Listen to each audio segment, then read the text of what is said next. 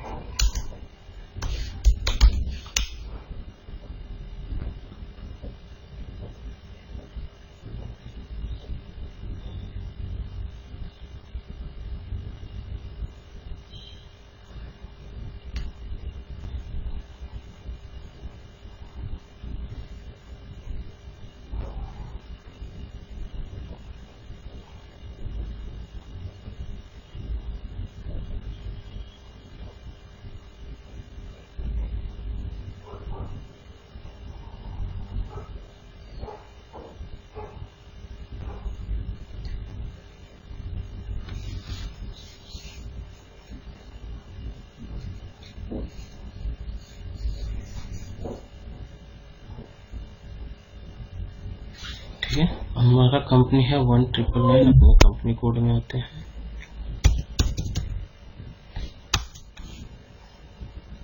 ठीक है, एक वेंडर हम लोग सेलेक्ट कर लेते हैं।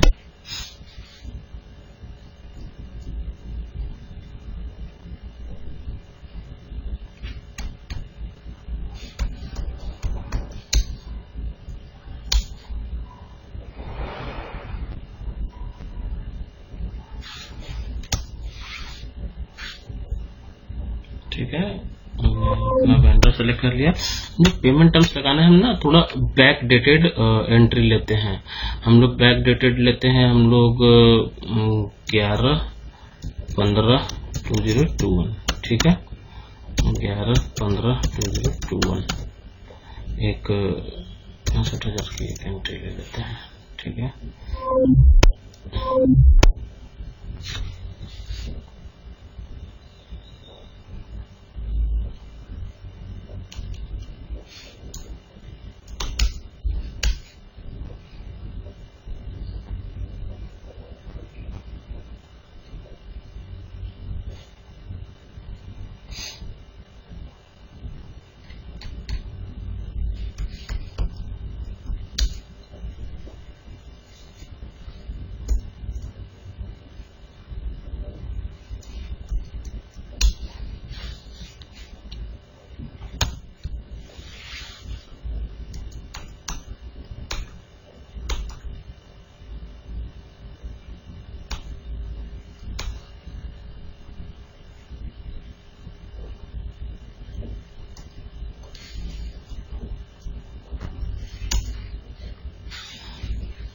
वेंडर को हमने क्या कर लिया, एक मटेरियल परचेज कर लिया,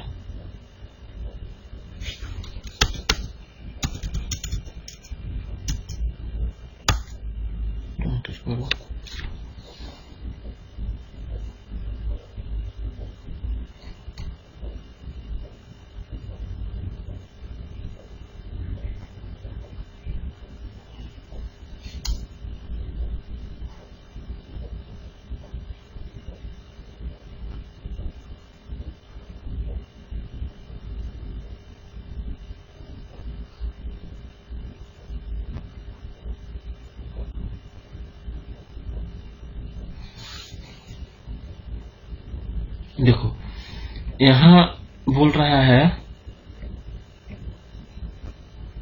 हमें कैश डिस्काउंट में only be granted up to, ठीक है, 1%। यहाँ पे हमें जो भी 1% का है, जो भी हमें यहाँ पे हमें बता दिया कि हमें कितना % का कैश डिस्काउंट मिलेगा अगर हम लोग ये पेमेंट करते हैं।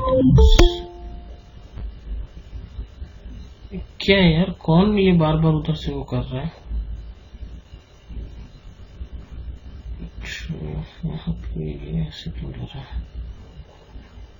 हम लोग कुछ यहाँ पे 3-4 पेमेंट ब्लॉक,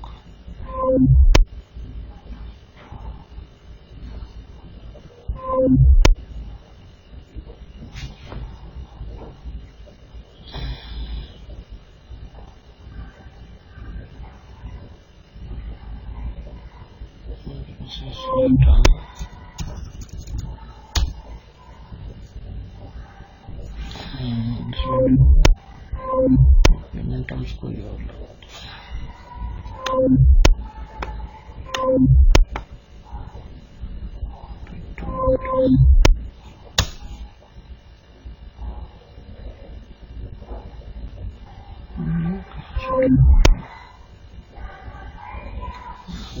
पेमेंट टर्म्स लगाने में ना कुछ हमने यहाँ पे गड़बड़ किया है।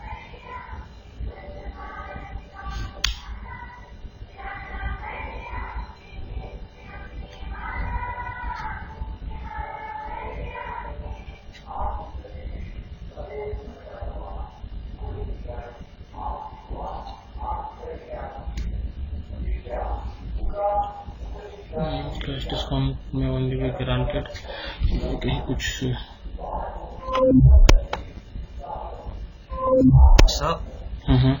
सर ये भाविक लाइन पे है तो उसको क्लास में आने दीजिए ना, एंटर दीजिए। अरे यार ये ना, अच्छा भाविक है, आ जा भाई।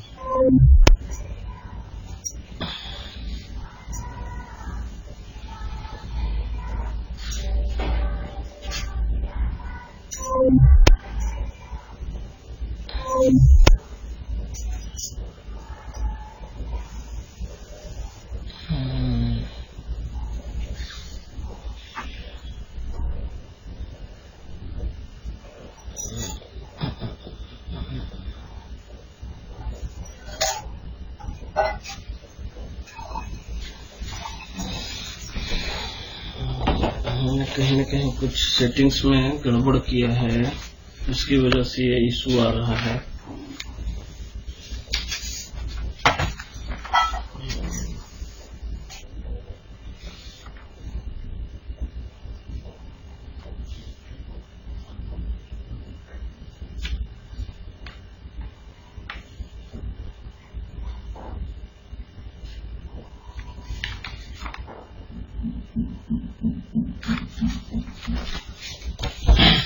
एक सेकंड, हम किसी और कंपनी कोड में उठाकर जरा से देखें। 1947, ठीक है।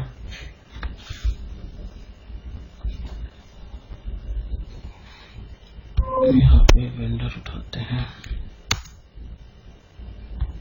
जैसे हमारा एक डिवाइन लगा हुआ है। अभी कौन ज्वाइन किया, ये कौन है, मतलब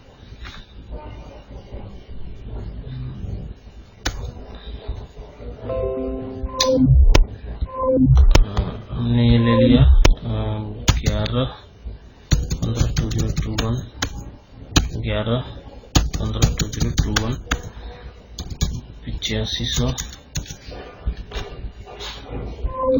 ठीक है। एक हम लोग जीएल उठाते हैं, मटेरियल का एक जीएल हम लोग उठा लेते हैं, मटेरियल, ठीक है। यहाँ पे हमने 85 डाल दिया, ओके। 11-15, ठीक है, जाओ, ठीक है। 1047 सिमुलेट करते हैं,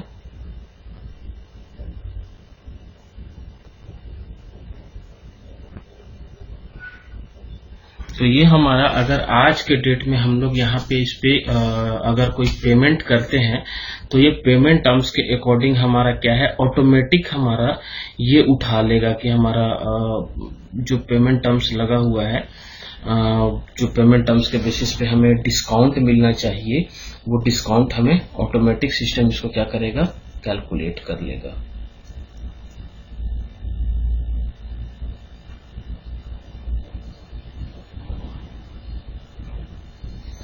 ठीक है, हम इसको पोस्ट करते हैं, पोस्ट कर दिया।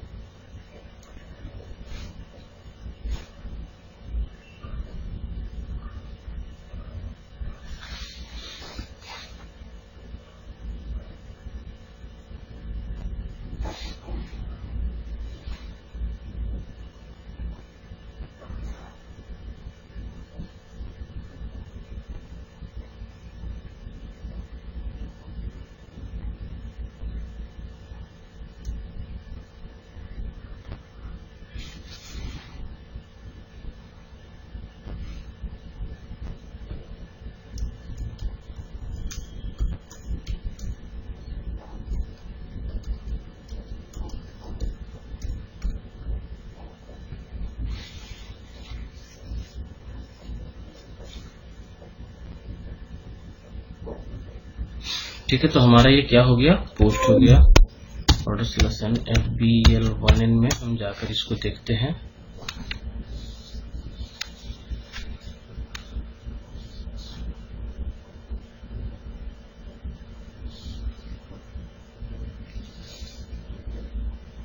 ठीक है, हम अपना वेंडर उठाते हैं।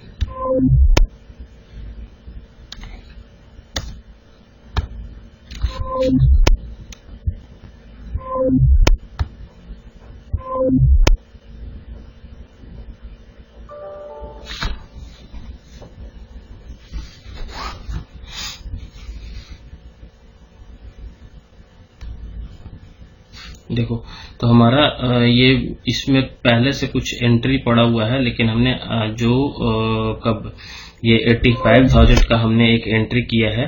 तो देखिए यहाँ पे ये जब ये आ रहा है ना आपको, यहाँ पे जो DD है यहाँ पे नॉट ड्यू डेट सिंबल, तो ये दो जो इनवॉइसेस हैं ये आपको क्या है, ओवर ड्यू का दिखा रहा है। इसका मतलब क्या है कि अगर इसमें इस पर्टिकुलर वेंडर में जो पेमेंट लगे हुए थे, जो पेमेंट टर्म्स लगे हुए थे, उस पेमेंट टर्म्स के अकॉर्डिंग इसने पेमेंट नहीं किया है, तो ये क्या दिखा रहा है आपको, ओवर ड्यू में दिखा रहा है। लेकिन ये आपको क्या है, पेमेंट हमने पेमेंट टर्म्स लगा हुआ है और हमने इसको क्या किया है, पेमेंट हम अगर इसको टाइमली पेमेंट कर देंगे तो हमें जितना कैश डिस्काउंट मिलना चाहिए हमें मिलेगा। ठीक है, तो यहाँ पे /n F-53 से मैनुअल पेमेंट करते हैं। ठीक है, आज के डेट में करते हैं 11/30/2021।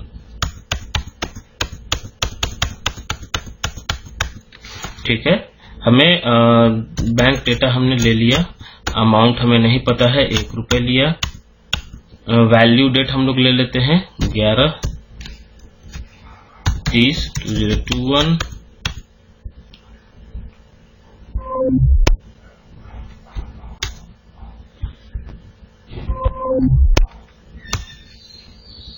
ठीक है, एंटर प्रेस करो। हम सिर्फ अपना जो 85,000 वाला है उसको हम अपना ये लिखते हैं, इसको बाकी सबको हटा देते हैं। ठीक है, तो देखो ये 85,000 वाले पे हमें यहाँ पे दिखा रहे ना कैश डिस्काउंट। कैश डिस्काउंट हमें यहाँ पे दिखा रहा है कितना, 2% का। तो हमने जो यहाँ पे पेमेंट टर्म्स लगा होगा विद इन टाइम अगर हमारा वो आ रहा होगा तो ठीक है, विद इन टाइम आ रहा है तो हमारा ये क्या है, हमारा कैश डिस्काउंट हमने यहाँ से ले लिया है। ठीक है, बैंक में जाओ, अकाउंट स्टार करो, ये जाओ सिमुलेट करो। देखो, तो हमारा यहाँ पे क्या आ गया, एक कैश डिस्काउंट रिसीव का हमारा ये आ गया ना 8500 का हमने इनवॉइस पोस्ट किया था, और यहाँ पे हमने बैंक से कितना जा रहा है, इतना जा रहा है, और हमें इतने का क्या है, हमें अपना ये डिस्काउंट भी मिल रहा है। तो यहाँ पे mark the correct line item, यहाँ पे हम लोग गए, यहाँ पे हमने टेक्स्ट में लिख दिया cash discount. Okay, business area इसमें भी लगाया हुआ है।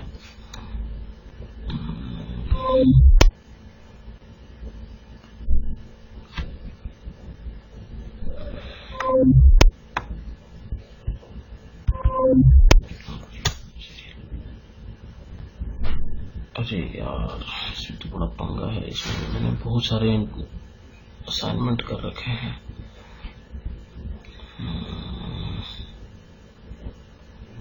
क्योंकि इसकी एंट्री ना CO में भी जाएगी, तो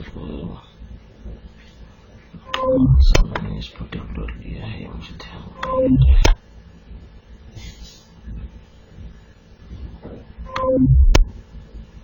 947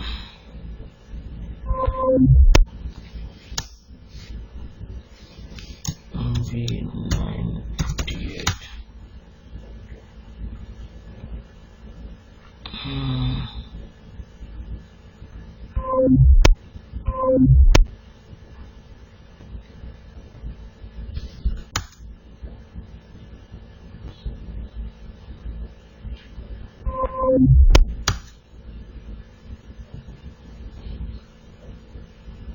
क्योंकि ये सब ना मैंने कुछ वो सेटिंग्स किया था, इसकी वजह से यहाँ पे ये सब आ रहा है।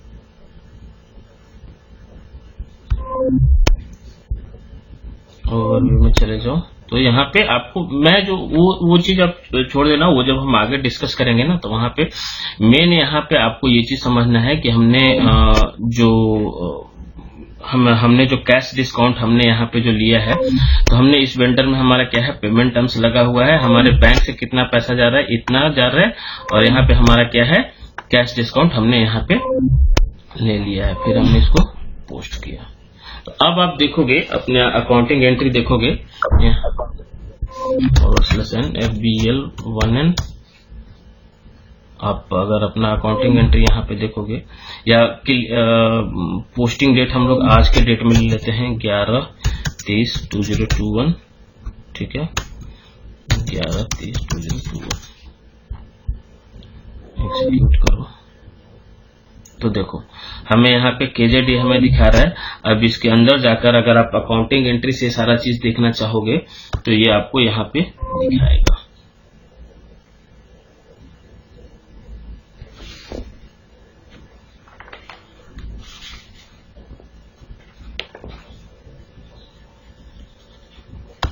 देखो यहाँ पे हमें सारा अपना अकाउंटिंग एंट्री दिखा रहा है ना।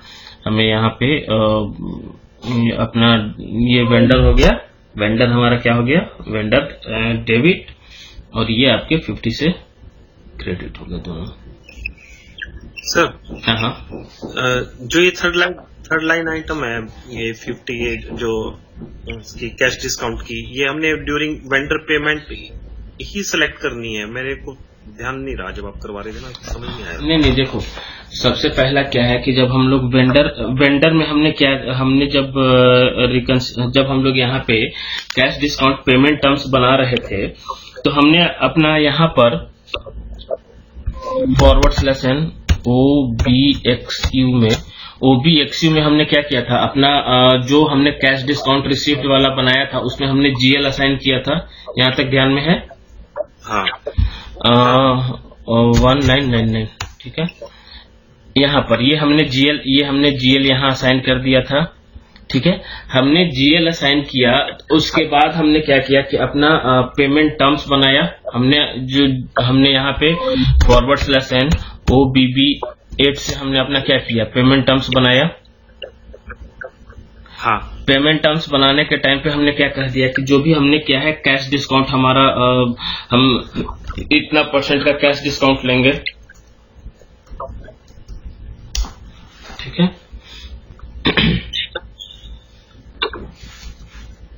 देखो ऑटोमेटिक, हाँ ये ऑटोमेटिक, जब हम इसको असाइन कर दिए ना, यहाँ पे जैसे आपके जो भी आपने पेमेंट टर्म्स लगा रखे हैं, ये पेमेंट टर्म्स हमने बना लिया, ठीक है।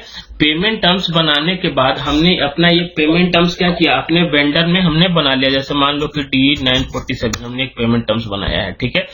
तो D947 में हमने क्या किया कि हमने दे दिया कि विदिन 10 डेज में हमने क्या है, आपको अगर आप विदिन 10 डेज में अगर आप पेमेंट कर देते हो तो आपको कितना % का कैश डिस्काउंट मिलेगा, 3% का कैश डिस्काउंट मिलेगा।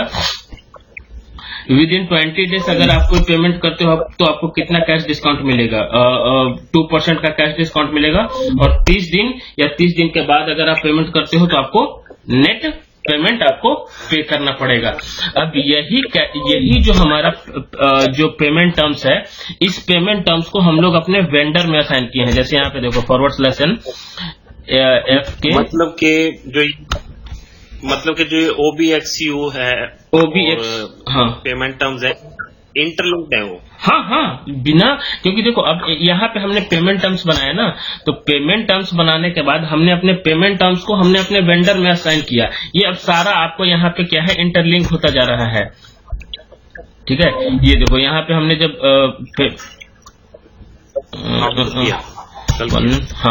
ये हमने अपना पेमेंट टर्म्स को हमने अपने यहाँ पे वेंडर में असाइन कर दिया था, जो हमने कल लास्ट वाले क्लास में किया था। देखो ठीक है। तो तभी जब हम लोगों ने वेंडर, जैसे ही हमने वेंडर उठाया ना, ठीक है, वेंडर जब हमने यहाँ पे उठाया तो ये देखो हमारे इस वेंडर में हमारा एक पेमेंट टर्म्स लगा हुआ है ना, ये, ठीक है। तो ये जैसे ही हम ये वेंडर में अगर कोई एंट्री मारेंगे और उसमें अगर पेमेंट टर्म्स लगा हुआ है तो सिस्टम क्या करेगा, ऑटोमेटिक कैलकुलेट इसको कर लेगा। अच्छा समझ गया, ठीक है। तो यहाँ तक और किसी को कोई दिक्कत? जयंत, भाविक, नो सर अभी नहीं।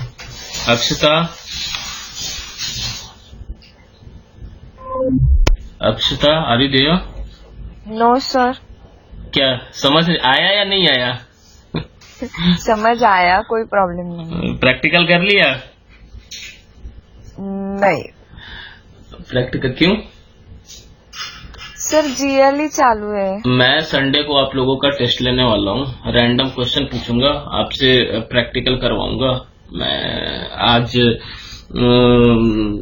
सैटरडे संडे हम क्लास रखेंगे एंड रैंडम ये वो क्या उसको कहते हैं, फायर राउंड कहते हैं ना, तो उस तरह से क्वेश्चन शूटअप होगा। जो पहले हैंड रेज करके उसका जवाब देगा उसको एक कॉपी मिलेगा। रेडी हो? कुछ पूछना है सर, कुछ पूछना है। हाँ बोलो। ये जो कंडीशंस रखे हैं सर, अगर जो 10 डेज में पेमेंट किए तो 2% और 20 डेज में पेमेंट किए तो 1% और इनकेस 30 डेज में फुल पेमेंट करना है, ये डिसाइड कहाँ होता है सर? ये वेंडर, जैसे मान लो कि वेंडर से हम लोग मटेरियल परचेज कर रहे हैं, ठीक है, तो वेंडर हमें ये पेमेंट टर्म्स बताएगा कि भाई ये हमारा पेमेंट टर्म्स है, हम अगर आप हमें इतना दिन के अंदर हमें पेमेंट कर देते, क्योंकि वेंडर पेमेंट अल्टीमेट हमको किसको करना है, वेंडर को करना है, ठीक है। तो हम जब वेंडर को हम लोग कर रहे हैं तो वेंडर हमें डिसाइड करेगा कि हमारा क्या है पेमेंट टर्म्स, आपको क्या क्या पेमेंट टर्म्स यहाँ पे लगाएगा वो कुछ राइटिंग में दिखता है या फिर मेल पे? नहीं बिल के साथ? नहीं, जब हम लोग इनिशियल में ही कॉन्फ़िगरेशन करते हैं ना, तो कॉन्फ़िगरेशन करने के टाइम पे जब हम लोग या मान लो कि हमने कोई नया वेंडर हम लोग सिस्टम में बना रहे हैं, तो ऑलरेडी राइटिंग में सारा रहेगा कि हम आपका पेमेंट टर्म्स ये रहेगा, हमारा पेमेंट टर्म्स ये रहेगा, हमारा इस तरह के टर्म्स एंड कंडीशन है, तभी हम लोग तो वो वेंडर सिलेक्शन करते हैं। जब हमने P2P साइकिल देखा था तो उसमें मैंने यहाँ पे देखा था ना, RFQ के बाद कोटेशन के बाद हमने वेंडर सिलेक्शन का हमने देखा था ना, तो जो हम लोग वेंडर कोटेशन जब कोई हर एक वेंडर अपना जैसा कोटेशन छोड़ता है, हर एक वेंडर तो अपना, वो कोटेशन में यानी कुछ वेंडर के कोटेशन में से कुछ सिलेक्ट करने में, जो हमें मैक्सिमम हम पेमेंट टर्म्स क्यों लगाया, हम लोग को वो कैश डिस्काउंट यहाँ पर मिल रहा है ना, तो हमें डिस्काउंट मिल रहा है, तो जो वेंडर हमें मैक्सिमम कैश डिस्काउंट देगा हम उसी को तो सेलेक्ट करेंगे। राइट। मुझे वही कंफ्यूजन था कि ये दिया कहाँ होगा, नहीं राइटिंग में होगा या फिर कोई गया होगा? नहीं बोल के ऐसे कैसे कर जाएगा। ठीक है, और कोई किसी का कुछ क्वेश्चन?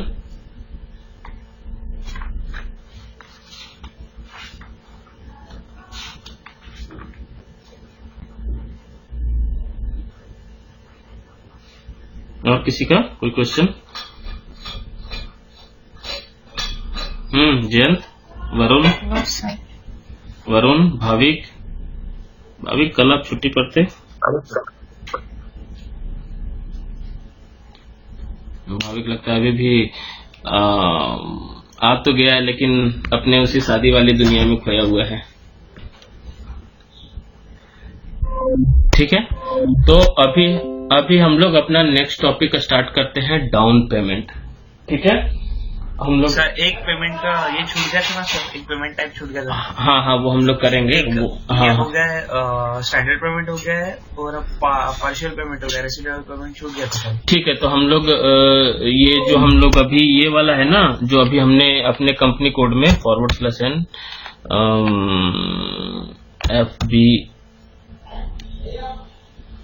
FBL1N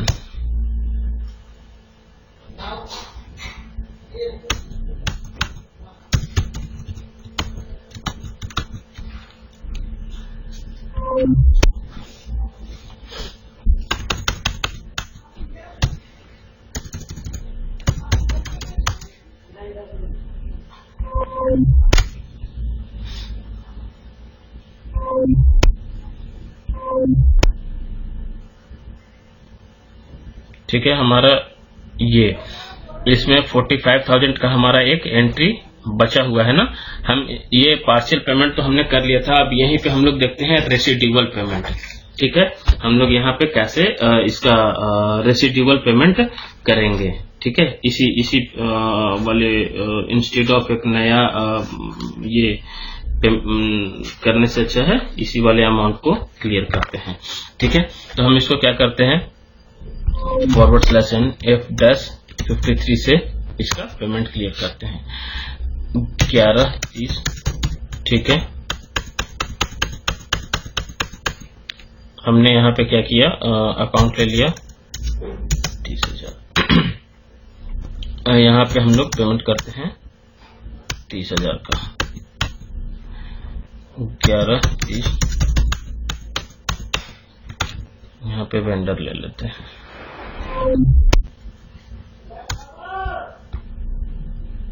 वेंडर हमने ले लिया।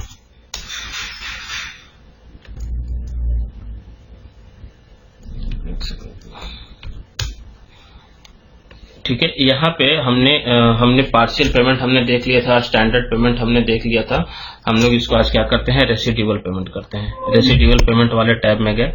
ठीक है, आप जैसे ही रेसिड्यूअल पेमेंट वाले में रेसिड्यूअल पेमेंट वाले टैब में यहाँ से हमने क्या किया, रेसिड्यूअल पेमेंट के अपने इसमें चला गया। रेसिड्यूअल पेमेंट में आने के बाद हम लोग यहाँ पे क्या करेंगे कि हम लोग अब यहाँ पे देखेंगे कि हमारा ये जो है, ये जो आपको रेसिड्यूअल आइटम आपको दिख रहा है, इस रेसिड्यूअल आइटम वाले टैब में आप डबल क्लिक करोगे तो यहाँ पे जो बचा हुआ आइटम है आ जाएगा। हमने वहां पे पार्शियल पेमेंट में क्या किया था कि हमने पार्शियल पेमेंट में हमने उसको क्या किया था, हमें पार्शियल पेमेंट क्लियर करने के लिए मांग रहा था कि हमें पार्शियल पेमेंट है जो हमने क्लियर किया था ना F-44 से, लेकिन यहाँ पे रेसिड्यूअल पेमेंट में हमें इसको क्लियर करने की जरूरत नहीं है। यहाँ पर हमारा रेसिड्यूअल पेमेंट में क्या होगा, 3 लाइन आइटम जनरेट होता है। तो देखो हमारा कैसे ये 3 लाइन आइटम हमारा जनरेट होगा। देन हम लोग वहां पे उसको हमने यहाँ पे इसको रेसिड्यूअल पेमेंट पे इसको डबल क्लिक किया, फिर आप डॉक्यूमेंट में जाओ, सिमुलेट करो।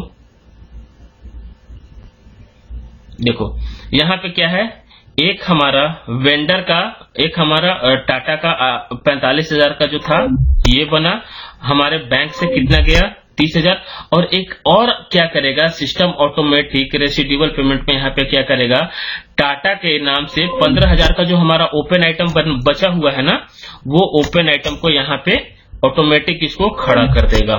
मीन्स कि 2 हमारा वेंडर का आइटम खड़ा हो जाएगा, और एक कह लो जैसे रिवर्सल जो हम लोग कहते हैं ना, वो रिवर्सल यहाँ पे कर दिया है। जो 15,000 का हमारा जो रिमेनिंग आइटम बचा हुआ है, रिमेनिंग अमाउंट, उसको इसने क्या कर दिया, ऑटोमेटिक रिवर्स कर दिया। तो ये तीनों में मेन डिफरेंस है। स्टैंडर्ड पेमेंट में आपका जो भी जितना का पेमेंट आया उतना हमने पेमेंट कर दिया। पार्शियल पेमेंट में हमारा क्या है, पार्शियल पेमेंट में हमने जो हमारा ओपन आइटम जो हमारा बचा हुआ है, नीड्स टू, जो हमने पेमेंट किया है वो हमें उसको क्या करना पड़ेगा, क्लियर करना पड़ेगा। एंड रेसिड्यूअल पेमेंट में हमारा क्या है, 3 लाइन आइटम होता है and no need to clear open item. जो हमारा बचा हुआ है उसको क्लियर करने की जरूरत नहीं है।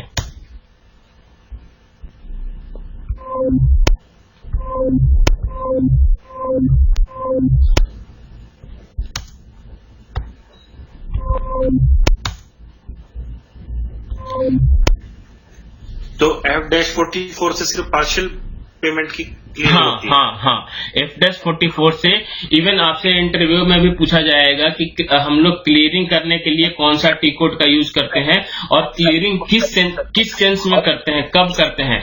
तो जब हमें ये पूछा जा रहा है तो हमें F-44 का हम लोग वेंडर को जब हम लोग क्लियर करेंगे ना, वेंडर का पार्शियल पेमेंट क्लियर करेंगे, तब हम लोग इसको यहाँ पर क्लियर हम लोग इसका यूज करेंगे।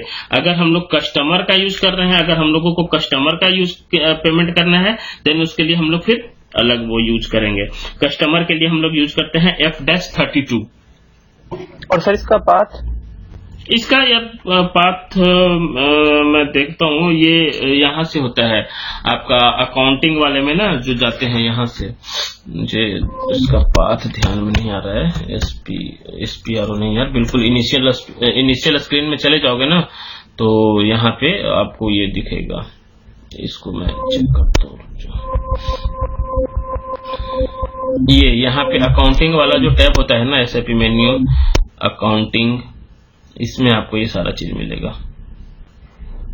SAP menu accounting, financial accounting, account receivable, ये अकाउंट रिसीवेबल तो आपका कस्टमर के लिए, अकाउंट्स पेएबल,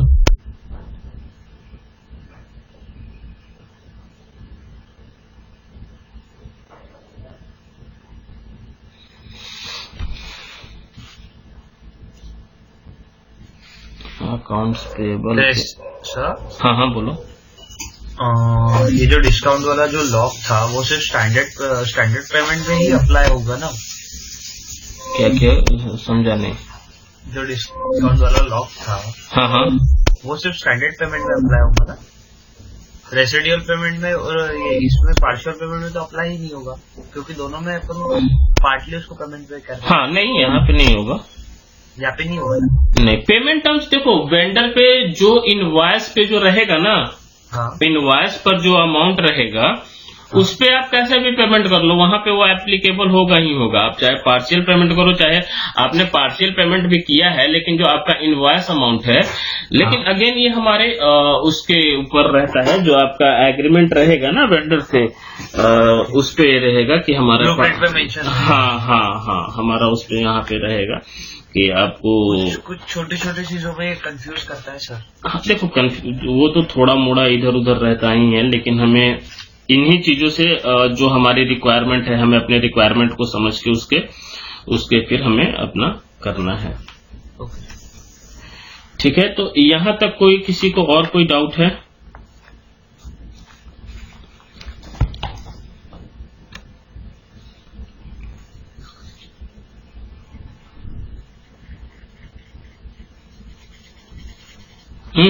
बोलो बोलो। यहाँ पे ये ना अकाउंट रिसीवेबल वाले में ना, आप यहाँ पे जाकर ये देखोगे, जैसे ये इनवॉइस का है तो आपको ये क्रेडिट मेमो का है तो आप ये देखो यहाँ पे सारा आ गया ना, ये ऐसे आपको ये यहाँ पे ये सारा पाथ मिलेगा। अकाउंटिंग ये आपको मेन SPRO IMGA स्क्रीन में नहीं मिलेगा, अकाउंटिंग वाले स्क्रीन में मिलेगा। अच्छा सर, इसी सेक्शन से हम पाथ में जाके क्रेडिट मेमो और ये इनवॉइस वगैरह बना सकते हैं? हाँ हाँ हाँ सारा ये यहाँ पे SAP मेन्यू में आकर अकाउंटिंग में आके financial accounting, then account receivable, यहाँ पे देखो सारा आपका क्रेडिट मेमो है। क्रेडिट मेमो का आपका ये आपका बनाया हुआ है, डॉक्यूमेंट पार्किंग के लिए यहाँ पे आपका बनाया हुआ है, पेमेंट के लिए यहाँ पे, क्लियरिंग के लिए है ना, जो हम लोग F-44 यूज कर रहे हैं, ये क्लियर वेंडर एंड यूजर होते हैं वो इस स्क्रीन को सर। हाँ, एंड यूजर वाले उनको ये स्क्रीन का एक्सेस मिलता है उनको। हाँ, उनको SPRO का नहीं होता? नहीं, उनको SPRO का नहीं होगा ना, उनको कॉन्फ़िगरेशन का क्यों एक्सेस और किया अगर जब कुछ एडिटिंग करना है सर सिस्टम में एंड यूजर को, तो वो SPRO से करना ऑपरेट, उनको SPRO का एक्सेस ही नहीं रहेगा। एंड यूजर क्यों उस पे वो करेगा, चेंजेस क्यों करेगा? गेस करिए कि एक नंबर रेंज छूट गया कोई। नहीं, वो आप क्वेरी रेज करो, आप एंड यूजर को हम डेवलपमेंट का कोई एक्सेस नहीं देंगे। फिर से क्वेरी रिक्वेस्ट डाल के हाँ, क्योंकि मान लो कि हमने उसको एक्सेस दे दिया, एक पर्टिकुलर FBN1 का एक्सेस नहीं दे सकते ना, उसके साथ और भी एक्सेस उसमें रहेंगे, तो वो कल के डेट में कोई भी आके कुछ भी चेंजेस मार देगा। एंड मैंने आपको स्टार्टिंग में ही कहा था कि कोई भी चेंजेस डायरेक्ट प्रोडक्शन सिस्टम में नहीं होता है, वो TR के थ्रू मूव होकर आएगा। ये क्या बोलते हैं पीरियड से, यानी क्लोजिंग वाला। हाँ, पीरियड का एक्सेस उनको हम दे देंगे, स्पेसिफिक पीरियड ओपन करने का। वो फाइनेंस में वो भी एंड यूजर के सब लोगों को नहीं मिलता है, स्पेसिफिक किसी को ही मिलेगा, किसी एक को मिलेगा, वो भी सीनियर बंदे को मिलता है। आप एंड यूजर में जो एग्जीक्यूटिव लेवल पे नहीं देंगे। सर मुझे इसमें तो यानी हर किसी को जैसा एंड यूजर रहता है उसको ऑल ओवर कंसिस्टेंट पूरा एक साथ यूज करते तो नहीं दिया जाता है ना? नहीं, एक P अलग रहता है, AR अलग रहता है, P2P अलग रहता है, अलग रहता है, डिफरेंट। हाँ, फिर इन सबको जो मैनेज करके ऑपरेट करता है सर मैनेजर, उसका सेटिंग्स पूरा अलग रहेगा ना? नहीं, देखो हर एक का ना, मान लो कि रिकंसाइल करके वो, अब डेटा SAP में तो सारा आ रहा है। हमने सिर्फ क्या कर दिया है कि हमने डिपार्टमेंट चेंज कर दिया है, डेटा तो हमारे डेटाबेस में स्टोर है। हाँ, स्टोर तो है, खत्म कहानी वहीं से। एक सेकंड यार,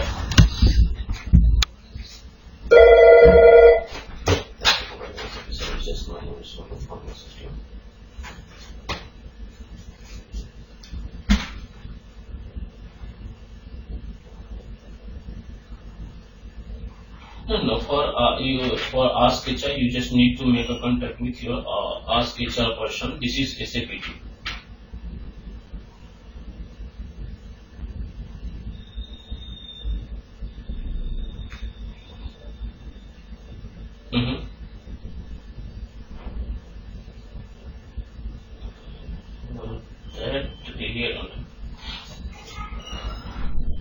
No, we are not supposed to transfer this call. So can you please tell me your first name and last name? Then I'll provide you the email ID.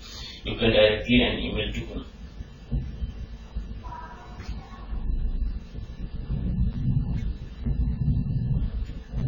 SHANE Shane. Okay. You can directly send an email to my HR team. So that just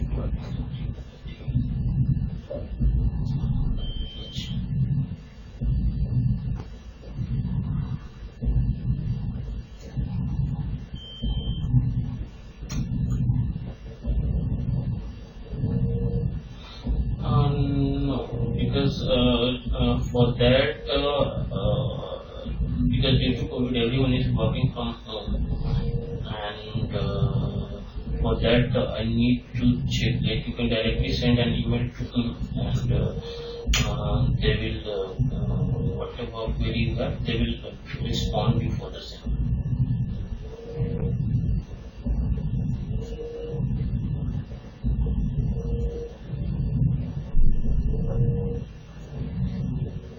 Let me just check. So I'll drop an email to Ask HR so that they will make a contact with you for this. Anything else?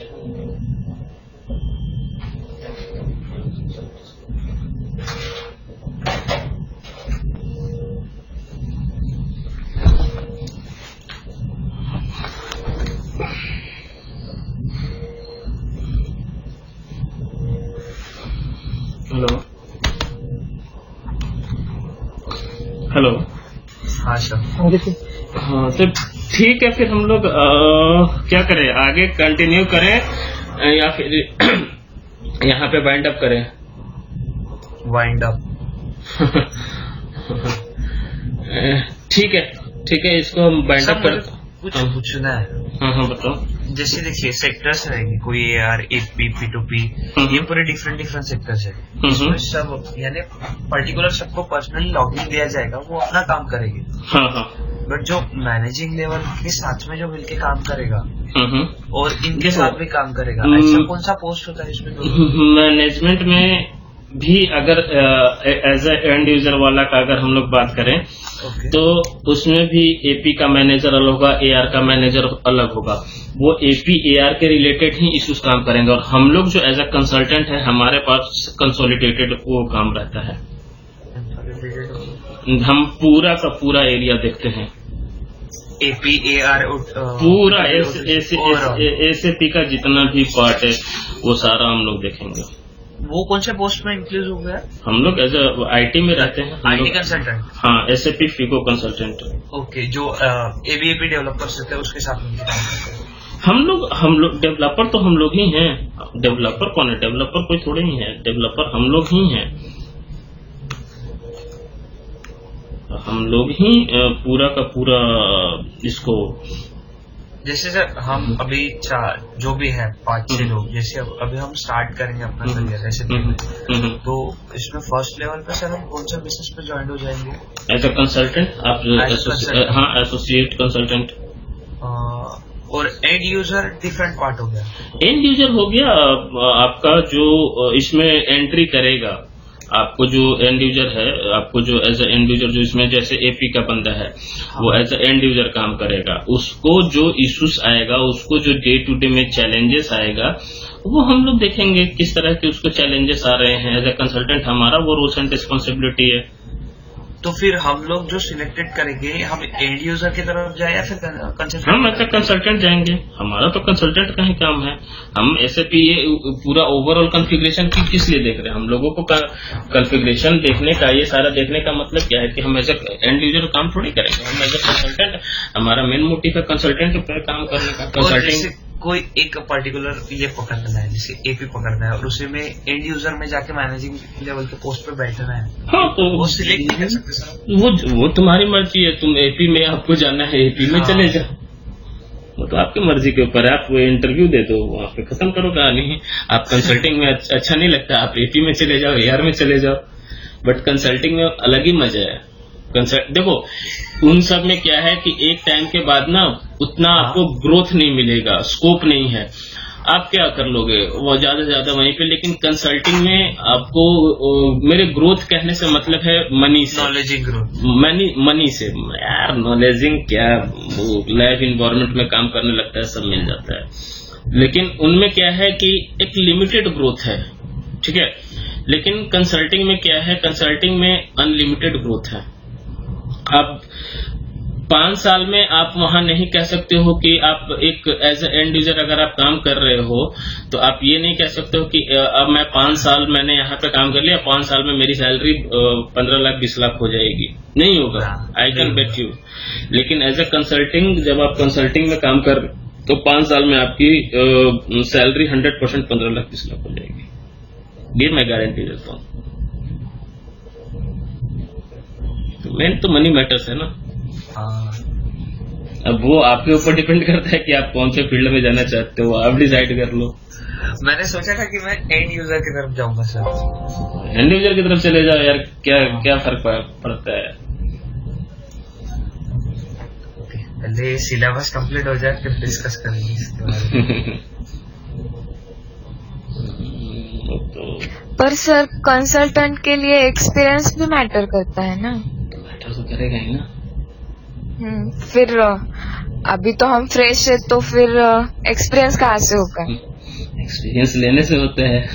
आप जो कहीं पे गए, देखो ऐसा नहीं है कि सब लोग एज एक्सपीरियंस कैंडिडेट ही स्टार्ट करते हैं, कभी न कभी कहीं न कहीं तो फ्रेशर रहते हैं ना।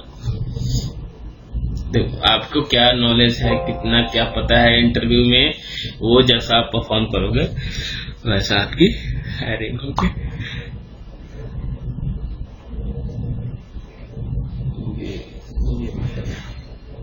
ऐसे नहीं हो सकता सर कि एक्सपीरियंस के लिए कोई भी एक एंड यूजर का जॉब पकड़ लिया अभी फिलहाल के लिए 2 साल के लिए सर।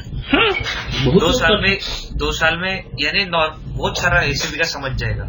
हाँ। हर एक चीज क्लियर हो जाएगी। देखो सब लोग यही करता है, कहीं न कहीं कुछ न कुछ जॉब ले लिया, ठीक है।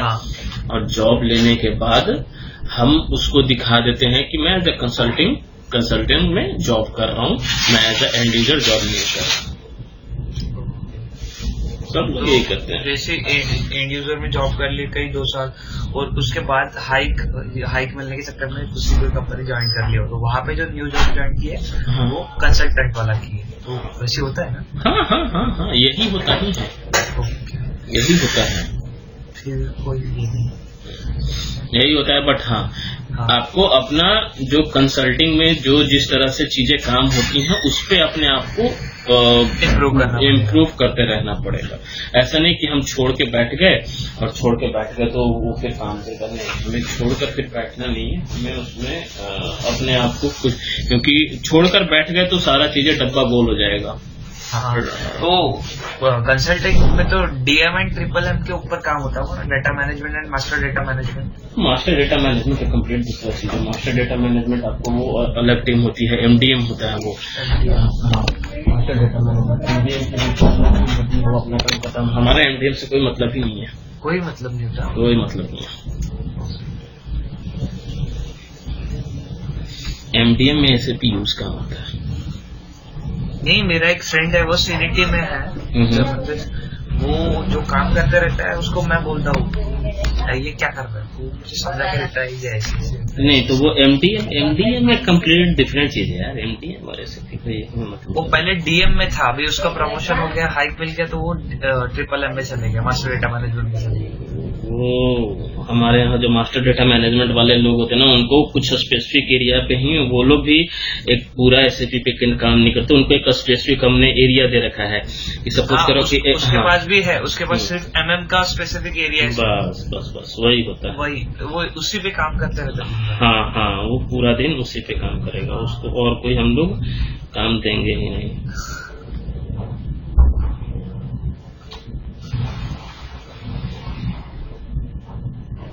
ठीक है, और कुछ? नहीं सर। ठीक है, कल वाला क्लास का क्या रहेगा? क्या मंडे? कल मेरा छूट गया था तो। हाँ, अब छूट गया था तो भैया क्या किया जाए बताओ। क्या शादी में चला गया था और सुबह मॉर्निंग में आया था।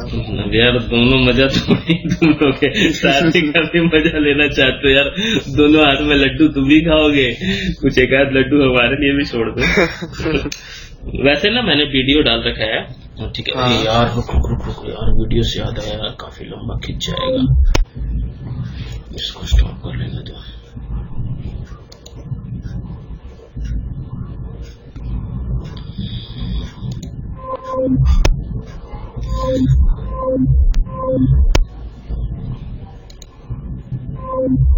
Thank you.